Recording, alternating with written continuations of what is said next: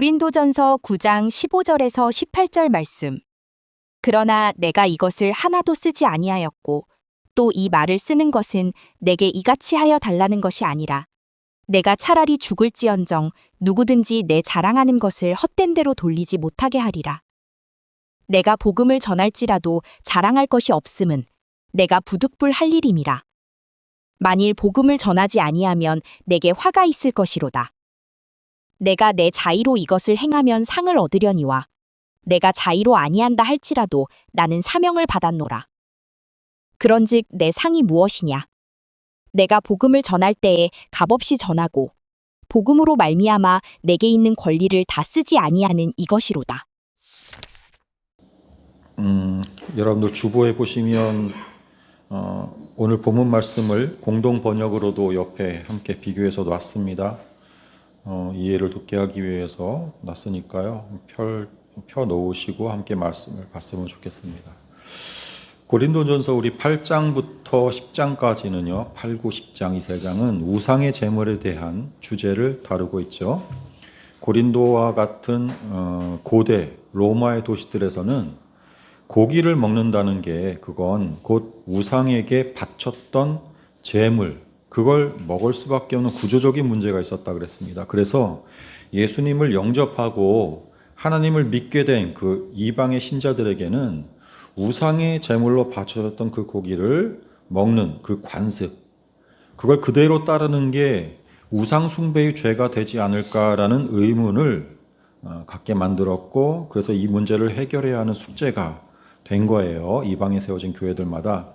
그래서 바울은 1차 전도 여행을 마치면서 복음 전파의 과정에서 그렇게 이방인들의 관습 가운데 신앙적으로 문제가 되는 것들을 예루살렘 교회에 보고한 일이 있었다 그랬습니다. 고린도 선교를 막 마치고 나서인 거예요. 그러니까 사도행전에 나오는 기록이죠. 그래서 기독교 최초로 공의회가 열렸고요. 그 결과 이미 우상의 제물을 먹는 것이 금지되었단 말이에요. 그때로부터 3년이 지난 시점인 거예요. 지금 이 편지를 쓰는 때가. 공의회의 결정사항을 그냥 전해주는 것으로 답변을 가름할 수가 있었단 말이에요. 하지만 그것은 고린도 교인들처럼 신앙적으로 성숙하지 못한 어린아이 수준의 신자들한테는요, 자칫 복음이 주는 자유를 억압하는 종교적인 규례로 오해될 수가 있었어요. 지금의 기독교를 살펴봐도요, 여러분, 복음이 주는 자유를 누리는 그런 성도들은요, 극소수에 불과해요. 대다수는요, 여전히 종교적인 그 율법주의의 태도로서 신앙생활을 하거나 반대로는 자유를 오해하고 남용해가지고 방종주의적인 행동을 일삼고 있단 말이죠. 엄밀히 말해서 그들은 복음으로 거듭나가지고 성령의 인도를 받으면서 새 생명을 살아내지 못하는 거예요. 바울은 이 우상의 제물에 대한 주제를 단지 새로운 금지 규례로 이렇게 멍해를 지우게 하는 것이 아니라 복음이 주는 진정한 자유를 어떻게 누리는가의 관점으로 지금 답을 해주고 있는 거예요. 그래서 먼저 8장에서는 하나님에 대한 지식만 가지고 교만해져 가지고 우상의 제물을 먹는 자리에 거리낌 없이 참석하는 그런 행동들이 결국에는 믿음이 약한 자들을 망하게 하는 죄를 초래한다고 경고한 겁니다. 그건 하나님에 대한 지식이 자기를 위한 이기적인 자유로 이렇게 사용될 때 생기는 결과예요. 결국 죄가 된다는 거예요. 그렇게 되면. 하지만 하나님을 진짜 아는 그리스도인, 하나님에 대한 지식이 아니라 하나님을 아는 그런 그리스도인, 즉 하나님과 사귐을 가지는 신자는 아가페의 사랑으로 믿음이 약한 자들을 세워주기 위해서 자기의 자유를 오히려 포기하는 또 다른 선택을 할 수 있다는 점을 바울의 자기 다짐을 통해서 제시한 거예요. 그게 8장 마지막 절이 그거죠. 다시 한번 보세요. 8장 마지막 절, 8장 13절 말씀 같이 봅니다. 시작.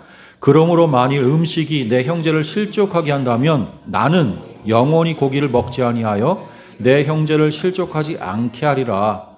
바울의 자기 다짐이라고요. 이 8장 13절이. 그리고 그것이 말로만의 다짐이 아니었다는 것을 9장에서 증명하는 거예요. 9장에서. 자신의 그 사도직을 감당하는 내내 사도로서의 그 자유와 권리를 어떻게 포기하면서 살아왔는가를 보여준다고요. 그래서 9장 14절까지는 오늘 본문 이전까지죠. 14절까지는 사도로서 마땅히 누릴 수 있는 권리들을 쭉 열거를 하지만 바울 자신은 그 권리, 그 엑수시아를 쓰지 않았다, 포기했다 그런다고요. 왜죠? 이미 12절에 그 이유를 말하죠. 그리스도의 복음에 아무 장애가 없게 하려고 그 권리들을 쓰지 않았다 그랬죠. 예? 오늘 본문이 거기에 이제 덧붙여서 이어지는 말씀입니다. 그러니까 앞에 13절부터 붙여가지고 오늘의 15절 말씀까지를 다시 한번 보세요. 13, 14, 15절 같이 봅니다. 시작. 성전의 일을 하는 이들은 성전에서 나는 것을 먹으며 제단에서 섬기는 이들은 제단과 함께 나누는 것을 너희가 알지 못하느냐? 이와 같이 주께서도 복음 전하는 자들이 복음으로 말미암아 살리라 명하셨느니라. 그리고 이어서 나오는 말씀이 오늘 15절이죠. 같이 그러나 내가 이것을 하나도 쓰지 아니하였고 또 이 말을 쓰는 것은 내게 이같이 하여 달라는 것이 아니라 내가 차라리 죽을지언정 누구든지 내 자랑하는 것을 헛된 대로 돌리지 못하게 하리라. 사도로서 누려야 할 권리, 그 엑수시아를 자신은 쓰지 않았다. 그건 주님께서도 인정하셨던 권리다. 그런데 복음을 전하는 자가 그 대가로 의식주를 제공받을 수 있는 그 권리를 주님도 말씀하셨지만 그 쓸 자유를 그러나 바울은 안 썼다 그러는 거예요.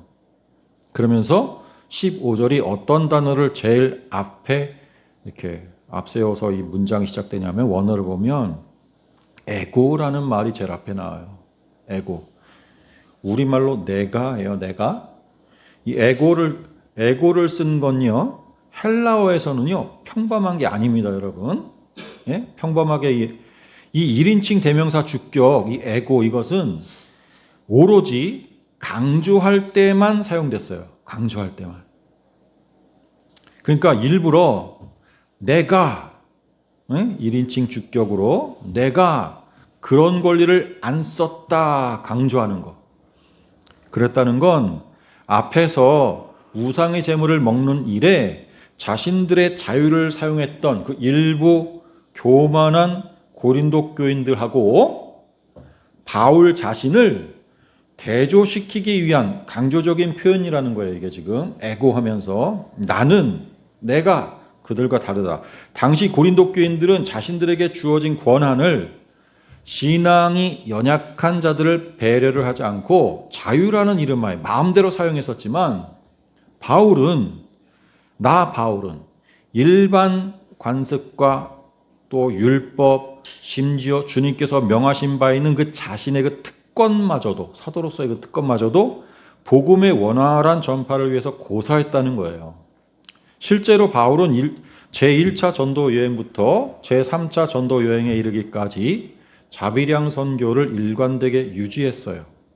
9장 6절을 한번 다시 보세요. 9장 6절 나와 있는 말씀. 어찌 나와 바나바만 일하지 아니할 권리가 없겠느냐 그랬잖아요. 요게 바나바와 일했던 요때가 고린도에서의 사역 때니까 고린도에서의 사역 때를 이야기하는 거니까 1차 전도 여행 시기 때란 말이에요, 이게. 그리고 데살로니가전서 2장 9절 그리고 사도행전 20장 말씀을 쭉 보면 형제들아 우리의 수고와 애쓴 것을 너희가 기억하리니 너희 아무에게도 폐를 끼치지 아니하려고 밤낮으로 일하면서 따로 천막 짓는 일을 하면서 너희에게 하나님의 복음을 전하였노라 그랬단 말이에요. 사도행전에도 내가 아무의 은이나 금이나 의복을 탐하지 아니하였고 여러분이 아는 바와 같이 이 손으로 내가 직접 손수 나와 내 동행들이 쓰는 것을 충당하여 범사에 여러분에게 모본을 보여준 바와 같이 수고하여 약한 사람들을 돕고 또 주 예수께서 친히 말씀하신 바 주는 것이 받는 것보다 복이 있다 하심을 기억하여야 할지니라. 자신은 그래서 주는 것에 주로 주는 것을 복으로 여기고 그렇게 주는 삶을 살았다 얘기하는 거예요. 이게 데살로니가와 에베소 교회를 섬길 때니까 2차, 3차 전도 여행 시기입니다. 바울은 줄곧 노동하면서 복음을 전파를 했던 거예요. 물론 예외의 시기도, 예외의 때도 잠깐 있었어요. 빌립보서 한번 보세요. 빌립보서 4장 15절부터 16절 같이 봅니다. 시작. 빌립보 사람들아, 너희도 알거니와 복음의 시초에 내가 마케도냐를 떠날 때에 주고받는 내 일에 참여한 교회가 너희 외에 아무도 없었느니라. 데살로니가에 있을 때에도 너희가 한 번뿐 아니라 두 번이나 나의 쓸 것을 보내었도다. 여기 빌립보 교회가요, 바울의 쓸 것을 제공한 사실을 기록하고 있습니다. 이때가 에베소에 있을 때니까, 사도 바울의 몸은 에베소에 있을 때니까, 그래서 밤낮으로 성경 공부하는 시간을 열을 수 있었고, 두란노 서원을 중심으로 성경 공부의 붐이 일어나기도 했던 시기예요. 에베소에 있을 때. 그리고 데살로니가에 있을 때에도 재정적인 지원을 받은 일이 있다 그러죠. 16절에는. 그렇다 할지라도 이건 사도 바울의 사도직 전체 중에서 예외적인 상황인 거예요. 그리고 바울은 이러한 빌립보 교회의 도움을 전적으로 의지한 게 아니에요. 여전히 자비량 선교를 지향했던 사람이란 말이에요. 특별한 이유가 있는 거예요. 그걸 여기 15절에서 보면 바울은 스스로 어떻게 생각했느냐면, 내가 죽을지언정, 그러면서까지 말한다고요. 예? 이 15절을 공동번역으로 한번 다시 보세요. 15절 공동번역으로 같이 시작. 그러나 나는 이런 권리를 조금 더 써본 일이 없습니다. 또 내 권리를 주장하고 싶어서 이런 말 하는 것이 아닙니다. 그런 죽는 것이 낫겠습니다. 내가 보수를 받지 않고 일한다는 이 긍지만은 아무도 빼앗지 못할 것입니다. 바울은 자신의 그 자비량 선교 정책을 긍지로 여겼단 말이에요. 긍지로. 개역 개정에서는 자랑이라고 했죠. 자랑. 다른 사도들처럼 성도들로부터 사례비를 받는 그 당연한 권리에 쓰는 것을 바울은 차라리 죽는 게 낫다 할 만치 거부했어요. 바울은 정말 특별한 케이스라서 그런 걸까요? 이 바울이라는 사람이? 대다수의 다른 사도들은 이렇지 않았거든요. 자신들의 권리들을 누리면서 사역했단 말이에요. 그런데 바울은 왜 그러는 걸까요? 왜 이렇게 오버하냐고요. 물론 앞에서 복음 전파에 장애가 되지 않으려고 그랬다 이렇게 밝힌 적이 있지만, 그보다 더 근본적이고 강력한 동기를 지금 오늘 본문들 속에서 서서히 밝혀나가는 거예요. 다음 16절 말씀을 보겠습니다. 16절 한 절만 같이 시작. 내가 복음을 전할지라도 자랑할 것이 없음은 내가 부득불할 일임이라. 만일 복음을 전하고 아니하면 내게 화가 있을 것이로다. 이 16절 말씀의 원어를 보면 정교하게 짜여진 카이징 구조의 문장으로 되어 있어요. 이게 교차 대꾸 구조. 구조를 보기 쉽게 배열한 영상을 한번 보세요. 영상. 이렇게 만들어진 구절이에요. 16절이. 바울은 이 16절의 문장을 A, B, M, B-A- 요 구조로 기록한 거예요. A와 거기에 대응하는 A-를 잘 보세요. 세 개의 단어들로 각각 맞추었어요. 운율을 맞췄다고요. 본래 A에 쓴 그 두 번째 단어가 있죠. 그게 가르인데요. 그 두 번째 단어가 이 세 개의 단어 수를 맞추기 위해서 뜻없이 그냥 들어가 있는 거거든요. 그 가르 없어도 되는 문장이에요. 그리고 실제로 번역되지 않는 문장. B와 거기에 대응하는 B-는 또 각각 네 개의 단어들로 맞추었어요. 운율을. 단어 수와 또 동일한 단어들을 대응하도록 의도한 거예요. 이런 카이징 구조는 강조하려는 부분을 직관적으로 딱 보이게 하려는 의도가 있는 거예요. 바로 가운데 부분, 그 M 부분을 눈여겨보라는 거예요. 이 구조는. 이렇게 원어를 통해서 볼 수 있는 카이징 구조가 우리말로 번역이 되게 되면 어순이 막 바뀌면서 바울이 의도적으로 강조하려는 부분이 있다는 걸 모르게 되는 거예요.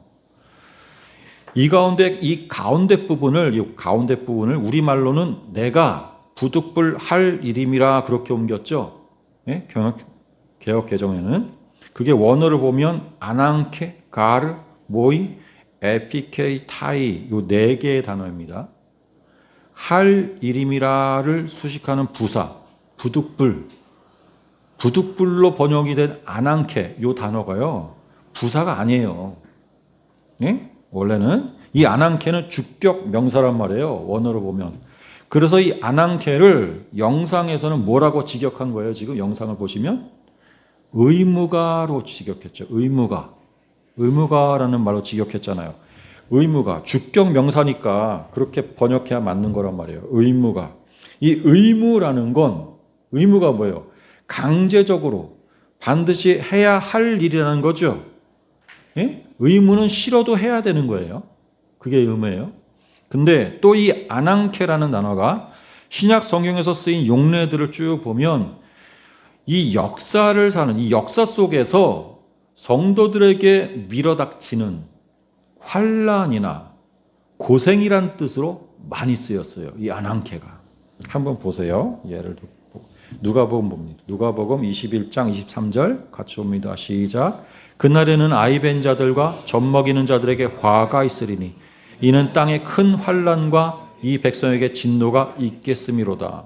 환난이 아낭케예요. 거기 나오는 환난이. 그 다음에 고린도 후서도 또 보세요. 고린도 후서 우리 지금 전설을 보지만 후서 6장 4절 오직 모든 일에 하나님의 일꾼으로 자천하여 많이 견디는 것과 환난과 궁핍과 고난과 이렇게 말씀이 있는데 여기서는 궁핍이란 단어가 아낭케를 번역한 거예요.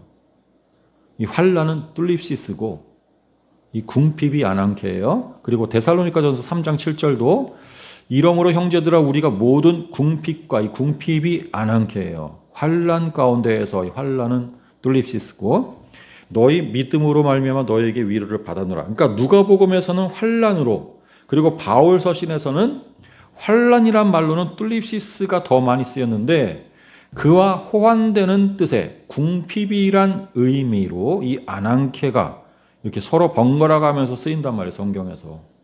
그러니까 그리스도인이 예수 믿게 된 사람이 이 역사를 살면서 이 세상 속에서 하나님으로부터 당하는 피할 수 없는 의무로서의 그 궁핍과 환난이라는 단어로 요 아낭케가 사용된 거예요.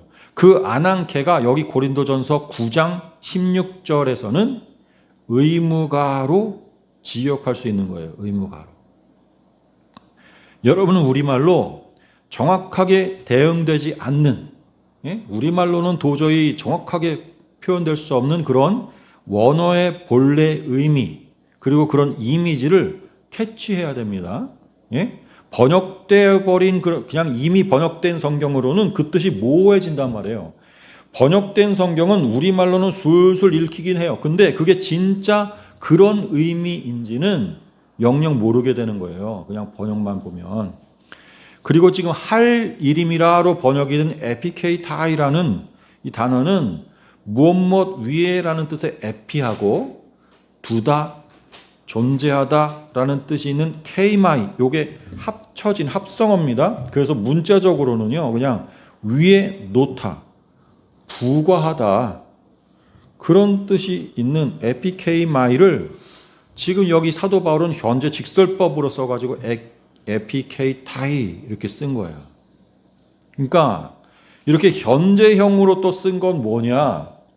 이 복음 전파의 의무라는 것이 계속해서 자기에게 부과되어 있다는 걸 보여주는 거예요. 과거에 있었다가 없어진 것도 아니고 지금 나에게 계속 현재적으로 부과되어 있다는 걸 보여준단 말이에요. 그러니까 바울이 이렇게 카이즌 구주의 중심부 요 M절에서 가운데 부분 여기에서 의무와 필연성을 나타내는 명사 요 아낭케를 문장의 제일 앞에다가 딱 놓고 배치를 했을 뿐만 아니라 동작이나 상태의 지속됨을 나타내는 현재형 동사를 사용했다.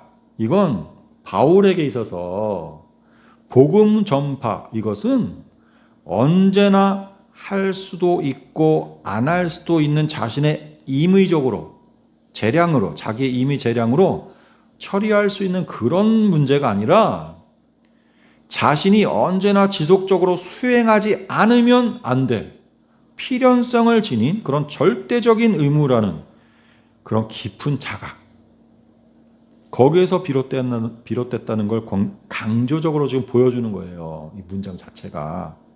네? 하나님에게서 맡겨진 의무. 아니, 여러분, 다메섹 도상에서 만난 그 예수 그리스도께서 주신 그 사명으로서의 의무죠. 내가 주님의 몸인 교회를 다 잡아 죽이려고 갔었던 그 길에서 만나버린 그 주님. 그 주님으로부터 직접 용서를 받고 새롭게 맡겨주신 사명이잖아요. 그러니 바울에게 있어서 이 복음 전파의 사명은요, 핍박자요 살인자였던 자신이 주님으로부터 사면을 받고 얻은 사명이요 의무인 거예요. 바울은 복음을 전할 때마다 이 사실을 상기할 수 있었을 거예요. 나는 핍박자인데 그런데 나에게 이 복음 전파의 사명을 주셨지 라는, 이걸 자꾸 상기할 수 있어요. 내가 이 복음을 전할 수 있었던 건 그냥 은혜다. 나는 주님과 교회를 핍박한 자였는데 용서를 받았다. 전할 때마다 떠올리게 되는 거예요. 그리고 16절의 이 끝이 화가 있을 것이로다. 이렇게 마치죠? 화가 있을 것이로다. 이 말은, 이 화라는 이 말은 우아이를 번역한 거거든요. 우아이란 단어. 이 우아이는요, 슬픔과 통곡에 대한 감탄사. 슬프도다. 예? 화있도다. 그런 뜻의 말이에요. 70인역 같은 것을 보면 이 우아이라는 동사, 이 우아이라는 말이 59번 나오는데 이 단어는 신약 성경에서도 슬픔과 더불어서 비난 또 저주를 나타내는 단어예요. 비난, 저주. 특히 이 단어가 누가복음 11장에서는 6번 되풀이되고요. 마태복음 23장 같은 것에서는 7번 되풀이돼서 나오거든요. 예? 우아이 하면서 모두 서기관들과 바리새인들에 대한 예수님의 그 적나라한 비판 그리고 슬픔의 표현이었어요. 너무 기니까 누가복음만 보겠습니다. 누가복음만 11장 42절부터 52절까지만 잘라서 한번 같이 읽어보자고요. 같이 읽습니다. 시작. 화 있을진저 너희 바리새인이여 너희가 박하와 운양과 모든 채소의 11조는 들이되 공의와 하나님께 대한 사랑은 버리는도다. 그러나 이것도 행하고 저것도 버리지 말아야 할지니라. 화 있을진저 너희 바리새인이여 너희가 회당의 높은 자리와 시장에서 문안받는 것을 기뻐하는도다. 화 있을진저 너희여 너희는 평토장한 무덤 같아서 그 위를 밟는 사람이 알지 못하느니라. 한 율법교사가 예수께 대답하여 이르되 선생님 이렇게 말씀하시니 우리까지 모욕하심이니이다. 이르시되 화 있을진저 또 너희 율법교사여 지기 어려운 짐을 사람에게 지우고 너희는 한 손가락도 이 짐에 대지 않는도다. 화 있을진저 너희는 선지자들의 무덤을 만드는도다. 그들을 죽인 자도 너희 조상들이로다. 이와 같이 그들은 죽이고 너희는 무덤을 만드니 너희가 너희 조상이 행한 일에 증인이 되어 옳게 여기는도다. 그러므로 하나님의 지혜가 일렀을 때 내가 선지자와 사도들을 그들에게 보내리니 그 중에서 더러는 죽이며 또 박해하리라 하였느니라. 창세 이후로 흘린 모든 선지자의 피를 이 세대가 담당하되 곧 아벨의 피로부터 제단과 성전 사이에서 죽임을 당한 사가랴의 피까지 하리라. 내가 너에게 이르노니 과연 이 세대가 담당하리라. 화 있을진저 너희 율법교사여 너희가 지식의 열쇠를 가져가서 너희도 들어가지 않고 또 들어가고자 하는 자도 막았느니라 하시니라. 서기관과 바리새인이 주님으로부터 왜 이렇게 두들겨 맞습니까? 왜 저주를 받았나요? 그들은요, 하나님의 말씀을 맡은 자들이었잖아요. 말씀을 맡은 자들. 말씀을 들고 가르치는 자들이었잖아요. 그런데 그 말씀을 어떻게 사용했어요, 이 사람들이? 장로들의 전통, 그 할라카라는 그 전통으로 확장을 시키고 지금의 그 탈무드, 미슈나 이게 다 할라카예요. 예? 장로들의 전통. 그 방대한 규례집 그걸로 살려야 할 영혼들을 율법주의로 꽁꽁 올가매는 데 썼잖아요. 하나님의 말씀을. 하나님의 말씀을 사람의 말로 포위해가지고 접근하지 못하도록 한 사람들이라고 이 사람들이. 그들에게 우아히 화 있을진저 그런 거예요. 주님이. 오늘날의 교회 강단들이요. 모든 말씀을 전하고 있나요? 무슨 말씀을 전하고 있어요? 그 모든 말씀들 한번 여러분들 서치해 보세요. 액면 그들의 복음이 순수하게 외쳐지고 있냐 말이에요. 그 강단들마다. 복음의 근처에도 못 가도록 그냥 사람의 말로 칭칭 휘어감고 있는 거 아닌가요? 예? 그렇게 많이 배우고 연구해가지고 박사가 몇 개씩 있는데도요. 정작 맡겨진 복음 그건 전하지 않고 세상 지식으로 덕지덕지 덧붙여진 사람의 말만 잔뜩 전하는 건 아니냐 말이죠.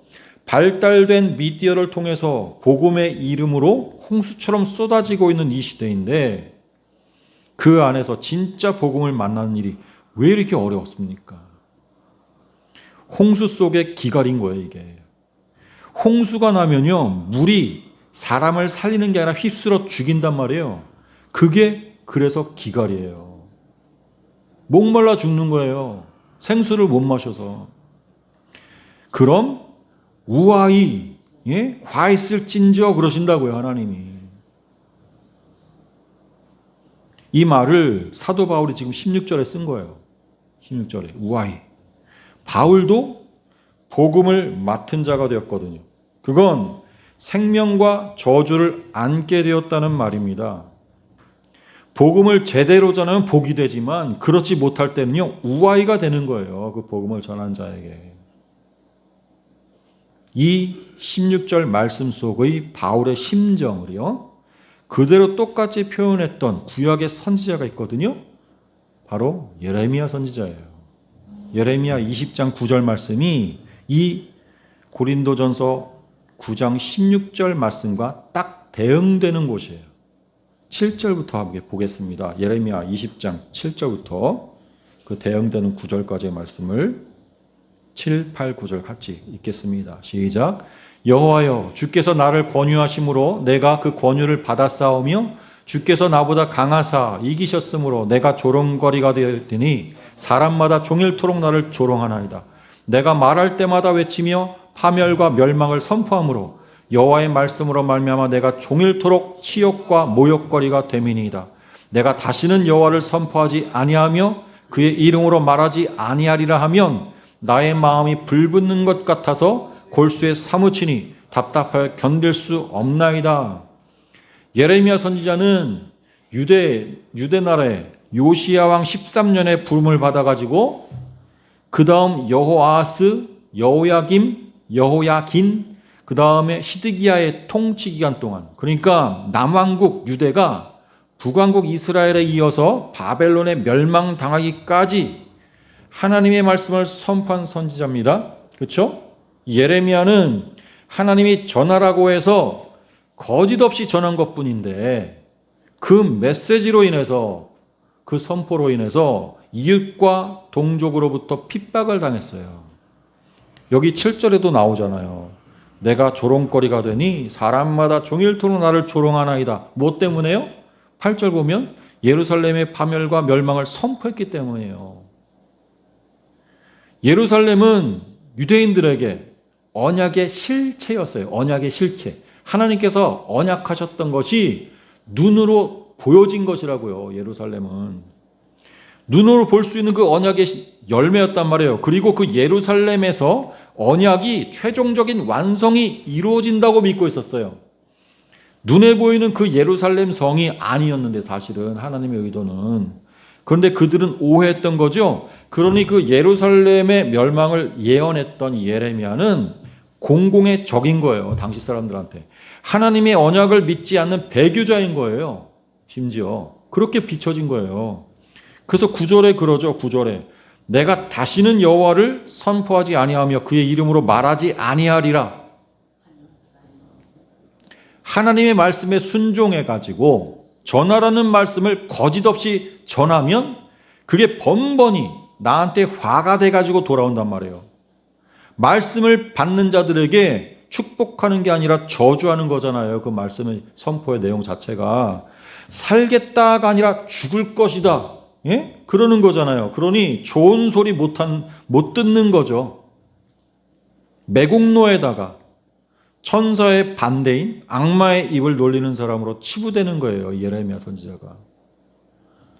그러니 말하는 그 예레미야 본인도 전하고 싶겠습니까? 기운 나겠어요, 그거? 자신의 입으로 뱉어야 하는 내용도 탐탁자는데, 자기 자신도 탐탁자는데, 그 말씀을 전하는 족족 그 반응이 얼마나 괴롭겠냐고요. 그러니 전할 때마다 두들겨 맞고는 내가 다시는 하나님의 말씀 전하나 봐라. 그렇게 다짐하게 되는 거예요. 도대체 나한테 덕되는 게 없어. 그런데 그럴 때마다 어떻대요?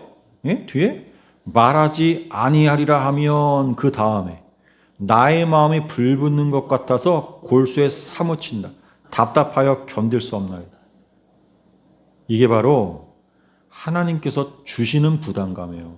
결국 뭐예요? 예레미야 선지자는 자신이 전하고 싶어서 전했어요? 아니죠. 떠밀려서 억지로. 예? 자기 마음은 전하고 싶지 않았어요. 그래서 날마다 결단했단 말이에요. 내가 다시는 안 전할 거야. 그런데 안 전할 수가 없는 마음을 하나님이 계속 불어넣어 주시는 거예요. 계속. 안 전하는 게 오히려 더, 전하지 않는 그것이 오히려 더 괴로운 거예요. 그래서 전할 수밖에 없었던 거예요. 이게 바로 하나님께서 주시는 부담감이에요. 이게 바로 바울이 말한 아난케라고요. 이게 아난케의 내용. 아난케가 필연적인 의무라 그랬죠. 필연적인 의무. 그건 바울의 그 내면에 밀고 들어오는 하나님의 부담감이에요. 그건 내 마음이 내키면 하고 내키지 않으면 안 할 수 있는 내 자율적인 선택에 의해서 할 수 있는 일이 아니에요. 그가 복음을 전파한 그것은 자기가 자율적으로 해서 한 게 아니라니까요. 예레미야처럼 다시는 안 할 거야. 네? 수없이 다짐하고 결심해도 피할 수 없는 거예요. 하나님이 내 마음을 붙잡고서 압박하셔가지고 도저히 나로서는 거부할 수 없는 의무감이란 말이에요. 예레미야는요, 그 부담감의 정체를 도무지 깨달을 수 없었어요. 제대로 알 수가 없었어요. 하지만 주님이 오셔서 시작된 이 신약 시대를 사는 이 바울은요, 그 부담감의 정체를 설명할 수 있게 됐단 말이에요. 예수 그리스도께서 가리워졌던 그걸 다 보여주셨거든요. 예수님이 직접 자신의 삶으로 먼저 보여주셨고 복음을 깨닫게 하심으로 보여주셨단 말이에요. 우리들의 모든 죄가 빛이신 예수 그리스도 안에서 분명하게 드러났어요. 예수 앞에 서게 되니까 그와 비교된 우리는 하나님 앞에 아무런 존재감도 없는 무력한 죄인이고 그냥 피조물이라는 그 사실이 폭로된 거예요. 그걸 알게 된 거예요. 구원의 가능성이 1도 없는 그런 나에게 하나님의 은혜가 예수 그리스도를 통해서 나타난 거예요. 바울은 자신의 과거, 그 교회를 핍박한 행적이 더해져 가지고 더 현실감 있게 그걸 알게 된 거예요. 그래서 그에게 주어진 그 이방의 사도라는 사명이 해도 되고 안 해도 되는 나의 선택의 문제가 아니라 필연적이고 강제적으로 할 수밖에 없는 의무로 아난케로 부를 수 있었던 거예요. 아난케의 내용은요, 환난과 궁핍이거든요. 그건 예수 그리스도의 공생의 내용입니다. 그렇잖아요. 우리 주님께서 이 역사 속에서 감당하신 삶의 내용이 환난과 핍박과 궁핍이란 말이에요. 그래서 십자가에 죽으신 거 아닙니까? 바울은 예레미야와 마찬가지로 복음을 전함으로써 병행되는 그 환난과 궁핍과 조롱을 예수 그리스도께서 감당하신 환난으로 겹쳐볼 수 있게 된 거예요. 사도 바울은 예레미야와의 차이점이 이게, 그래서 구약의 그 모든 선지자 세례 요한마저도 작은 자란 말이에요. 하나님 나라에서는 여러분이 더 큰 자예요. 더 복된 자라고요. 이게 신약을 사는 우리 성도들의 우월한 면인 거예요. 성령이 우리 안에서 이런 해석력과 시각을 열어 보이시니까 환난 속에서도 찬송, 감사를 할 수 있는 거예요. 예레미야는 나는 다시는 안 해 이런 땡깡 부리게 되지만 우리는 찬송한다니까요. 오히려 이 말세를 인내로 지날 수 있는 거라고요. 계속되는 바울의 신약 백성으로서의 고백 보세요. 16절 이하의 말씀을 공동 번역으로 함께 보겠습니다. 이번에는 16절 이하의 말씀을 공동 번역으로 같이 시작. 내가 복음을 전한다 해서 그것이 나에게 자랑거리 될 수는 없습니다. 그것은 내가 마땅히 해야 할 일이기 때문입니다. 만일 내가 복음을 전하지 않는다면 나에게 화가 미칠 것입니다. 만일 내가 내 자유로 이 일을 택해서 하고 있다면 응당 보수를 바랄 수 있을 것입니다. 그러나 사실은 내 자유로 택한 것이 아니라 하나님께서 그 일을 내 직무로 맡겨주신 것입니다. 그러니 나에게 무슨 보수가 있겠습니까? 보수가 있다면 그것은 내가 복음을 전하는 사람으로서 응당 받을 수 있는 것을 요구하지 않고 복음을 거저 전할 수 있다는 사실입니다. 개역성경에서는 이 17절과 18절에서 상이라고 번역을 했지만 원어의 그 미스도스는요, 일한 대가, 보수라고 번역해야 되거든요. 그러니까 여기 공동 번역이 맞는 거예요. 여기 보수라는 말을 썼잖아요. 내가 선택한 직업으로서 이 사도의 일을 한다면 보수를 받는 게 당연하지만 나는 내가 선택한 게 아니라, 내가 스스로 선택한 게 아니라 하나님께서 청지기 직으로 나에게 그냥 맡겨주신 일이다. 그러는 거예요. 사도 바울은 그렇게 생각한 거예요. 청지기는 주인의 일을 대신하는 사람이에요. 대신하는 자. 그러니까 복음 전파의 일은 실상은 내 일이 아니라 나의 잡이 아니에요. 하나님의 일이에요. 하나님의 일. 난 그저 그 일에 고용된 청지기일 뿐이라고요. 청지기에게 맡겨진 일은 당연히 해야 하는 거예요. 당연히 해야 하는 거. 그 일 했다고 해서 나 칭찬해줘요 이럴 수 없는 거예요. 청지기는 그럴 일이 아닌 거예요. 그게 내 직무로 맡겨주신 것입니다 라는 요 공동번역의 뜻이에요.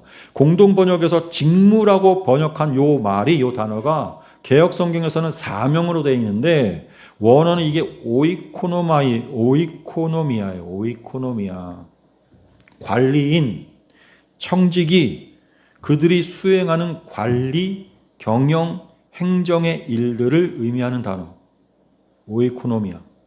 그래서 18절에 그러니 나에게 무슨 보수가 있겠습니까? 그러는 거예요. 청지기가 하는 일이니 나에게 무슨 보수가 있겠습니까? 그런 거라고요.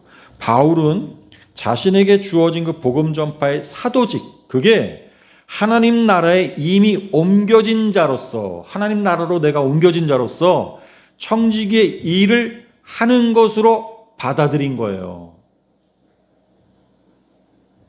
행악자요, 교회의 핍박자이기도 한 자기를 하나님 나라로 옮겨주신 것만으로도 이미 감사하고 감격스러운 일인데, 하나님은 나를 신임하셔서, 믿지 않고 어떻게 맡겨요? 신임하셔서 그런 하나님의 집에 거하는 하나님의 자녀들을 관리하는 청지기로 또 일하게 된 거예요. 더 없는 영광인 겁니다. 청지기를 아무한테나 맡기겠냔 말이에요. 바울은 그렇게 생각하고 있는 거예요. 그래서 나올 수 있는 말이 보수가 있다면 이하인 거예요. 그래서 나올 수 있는 말이 내가 보수라고 생각하는 것이 있다면 그러는 거예요. 보수가 있다면 그것은 내가 복음을 전하는 사람으로서 응당받을 수 있는 것을 요구하지 않고, 반전이죠. 복음을 거저 전할 수 있다는 사실입니다. 값을 받지 않고 그냥 전한다.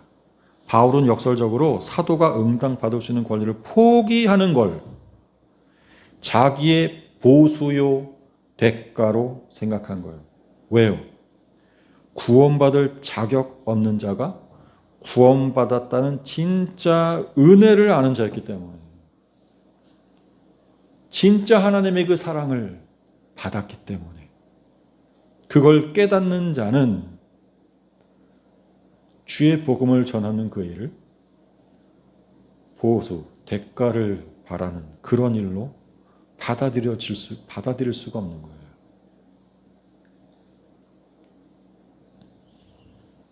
그래서 내가 부득불해야 할 일이 되는 것이죠. 원어로서는 이렇게 번역하면 안 되지만 결국 의미로서는 이렇게 말할 수 있는 복음 전파의 사명. 이게 사도에게만 주어졌습니까? 주님께서 부르신 하나님의 모든 백성들은 너희는 내 증인이 되어라 명령하셨잖아요. 우리 모두에게 주어진 사명인 거예요. 부득불해야 될 일. 내가 말을 하도 삶의 내용으로 보여주는 그 모든 모습도 증인으로서 복음 전파의 사명을 이루어가는 일이에요. 그건 피할 수 있는 일이 아니에요. 힘들다 그래서 안 해도 되는 일이 아니에요. 선택의 문제가 아니라니까요. 왜요? 여러분들이 이미 말할 수 없는 죄인의 상태에 있었는데, 그런 우리가 하나님의 끝없는 은혜와 사랑으로 구원의 은혜를 입었기 때문에 그런 거예요. 내가 복음 전파를 왜 하지 못하는가? 말 주변이 없어서 천만에요. 하나님의 그 사랑을 몰라서 그런 거예요. 그 은혜를 가슴 깊이 못 느껴서예요. 그러면 이제 복음 전파는 어떻게 가능해지겠습니까? 하나님의 그 사랑을 여러분 깨달아 가야겠죠. 깊이 알 수 있어야 되겠죠. 그래서 주일마다 모여서 말씀 배우고 듣는 거예요. 자꾸만 또 듣고 또 듣는 거예요. 아, 하나님의 사랑이 이만큼 크구나. 하나님의 은혜가 이렇게 높구나. 깊구나. 그래야 여러분들의 입에서, 여러분들의 삶의 내용에서 이웃들을 향해 복음 전파하는 이 청지기의 사명이 나오는 것입니다. 같이 기도하겠습니다.